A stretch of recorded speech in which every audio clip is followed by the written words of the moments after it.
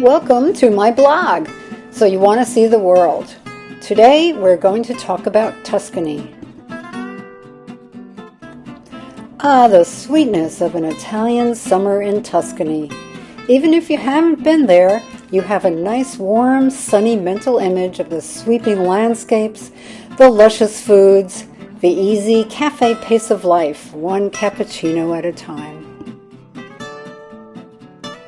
Tuscany is renowned for its scenery, unique food and wine, as the birthplace of the Italian language, and famously for the explosive flowering of the Renaissance movement. We rented a B&B casa in the hills above Lucca and used it as a home base for discovering the Tuscany of our dreams. For the month of June, we walked, drove, rode trains, ate and drank our way from coast to coast.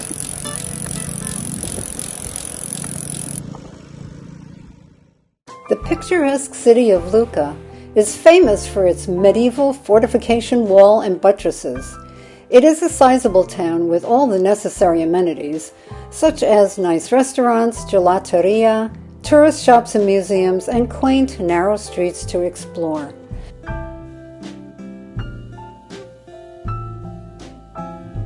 Not as much a bustling mob scene as Florence, it is nonetheless on the map as it sponsors an annual music festival in the summer with big-name celebrities.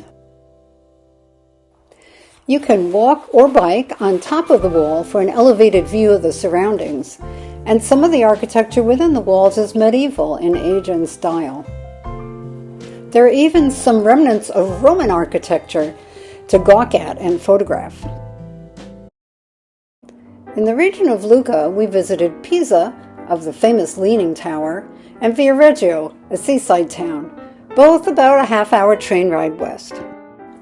Once you find a parking spot in Pisa and park your car, you must brave the tidal wave of vendors hawking tourist junk to get to the spot where the action is, the Piazza Miracoli. Lots of Instagram opportunities there. Viareggio is a typical European seaside town. It's got a main drag that parallels the coast, lined with restaurants, big-name retailers, and tourist gift shops. The beaches are mostly privately owned, so you will need to find a beach resort in a good location and rent an umbrella and chaise. Don't forget to bring your towel.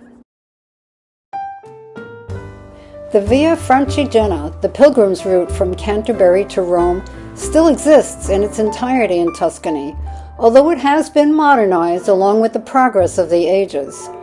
Hiking along this pathway brings a visitor through picturesque towns, villages, farms, and fields, and gives a walker a great view of the diversity of the Tuscan landscape.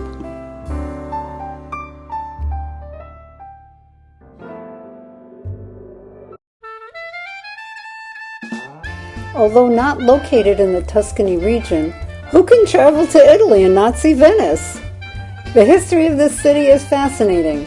Built on the salt trade and later trade of other goods through maritime routes, this city developed fabulous wealth and power in the region, reflected in the spectacular, ostentatious palazzi lining the canals and walkways. In this automobile-free environment, you can be a proud pedestrian and walk your soles off.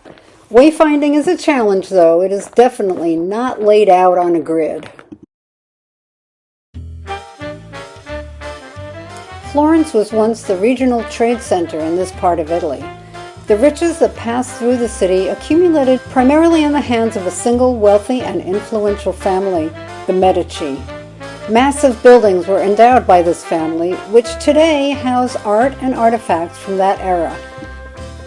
The Uffizi Gallery and the Pitti Palace are among the sites worth visiting, as well as the vast and scenic Boboli Gardens. We visited an out-of-the-way museum called the National Archaeological Museum, at the time exhibiting a large jumble of Etruscan artifacts. Most famous in Florence is the Duomo, the cathedral complex at the heart of the city, a collection of extravagant green and white marble topped with terracotta and gold. Get your tickets ahead of time because seriously, everybody wants to be there. Hilltown fortresses with narrow, winding streets and stone buildings crowded together, piling up toward the top of the hill like a Lego structure, appear as quaint and dreamy to us in the 21st century. They speak of a time when life was circumscribed by those walls, when people lived in a community and one's future was set according to tradition and the way things are done.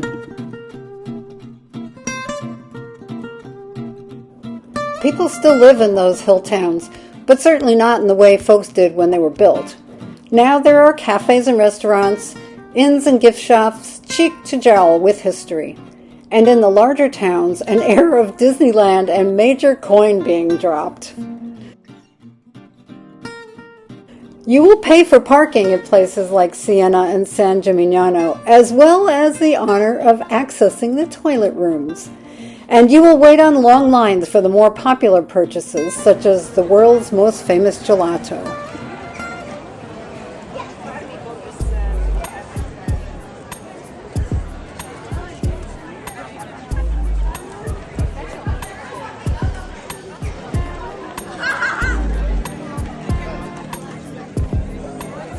See what I mean?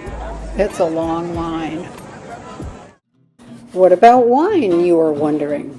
Of course, there are lots of opportunities to sample the excellent wines from Tuscany. The Montalcino, Montepulciano, and Chianti regions are world famous for their notable wines. You can book yourself a guided tour and spend the day visiting different locales and tasting their wines. Or you can stumble upon a wine cave with outdoor tables sporting magnificent views as we did at San Gimignano. These little gems are sprinkled around the Tuscan countryside.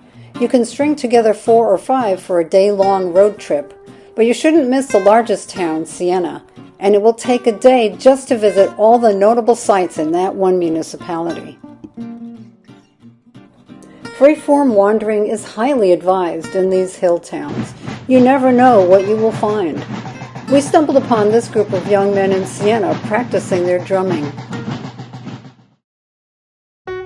Have you seen pictures of Italy with pastel-colored edifices clinging like candy barnacles to the steep cliff faces while the waves crash below? Yep, that's the famous Cinque Terra. It is a collection of 5 fishing villages strung along the Palisades above the Gulf of Genoa that are picturesque for their actual coloration as well as their improbable existence on this rocky coast. The area has been made into a national park to protect its unique and lovely nature. Hiking trails bring intrepid walkers through the 5 towns with great views along the way. There is a ferry that docks at 4 of the 5, leaving from port in La Spezia to the east, except during rough seas when it does not run at all, which is why we ended up taking the train. The train is convenient and runs frequently, but it's a madhouse in the summer. I remember learning about Carrara marble many long years ago in art history. Carrara marble is a synonym for purity written in stone.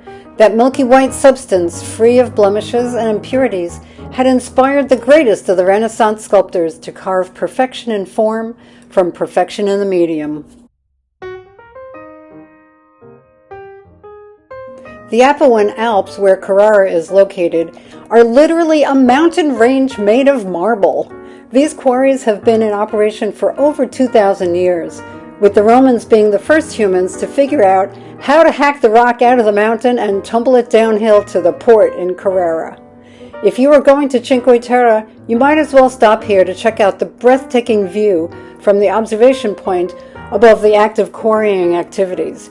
You will be heart-stoppingly transported there in an open jeep bumping along a very rough, steep road that switchbacks several thousand feet above the town of Carrara. No blog about Italy would be complete without some comment on food. So I gained a few pounds in the month we were there. What can you expect when you eat pasta and gelato every day? And we justified it as research. Here's some tips. Gelato in tourist spots has been Americanized, so if you desire real Italian gelato that transports your taste buds, you will need to step off the beaten track and find a gelateria in a small town that caters to locals.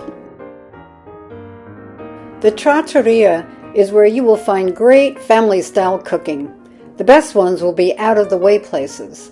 Near our casa, we ate at Quattro Venti with excellent dishes and copious wine. They did not speak English, and my Italian was trained by Duolingo. So when they asked us questions, we just nodded and said, "See?" We ended up with a little of everything and a lot of wine. On a rainy day in Lucca, we conducted a focaccia taste test tour. We drove around the Cinque Valley, sampling offerings from 12 panaderia. It was raining! What else could we do? Each place baked the bread differently, and each region has its own recipe and style. Focaccia is the staff of life in Tuscany. Pizza in Italy is not like pizza in the States. It is baked in a wood oven, and the toppings combinations stretch the imagination.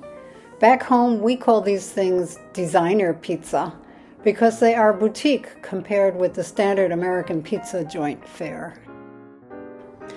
Your trip to Tuscany must include a tour of a vineyard and olive farm. We visited a lovely organic compound in the Cinque Valley that produces organic wines and olive oils. We toured the vineyards and orchards and learned about organic farming methods. The tasting portion soaked our gullets in olive oils and a focaccia in preparation for the onslaught of 7 different kinds of white, Zinfandel, and red wines. I, for one, had a challenging time getting back to the car, but we spent the rest of that day lounging by the pool back at the casa. Thanks for watching. See you next time.